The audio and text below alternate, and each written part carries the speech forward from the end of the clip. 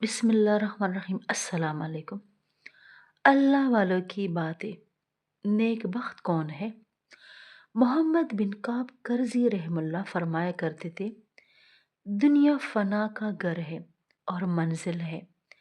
इससे नेक बख्त लोगों ने एराज किया और ये बदबख्तों के हाथों से निकल भागी। बस बदबख्त लोग वो है जो इसकी रग़बत रखते हैं और नेक बख्त वो हैं जो उससे ज़ुहद इख्तियार करते हैं। ये तकलीफ़ में डालने वाली है उसको जो इसकी बात माने, और हलाक करने वाली है उसको जो इसकी पैरवी करे, और ख़यानत करने वाली है इससे जो इसके सामने झुक जाए।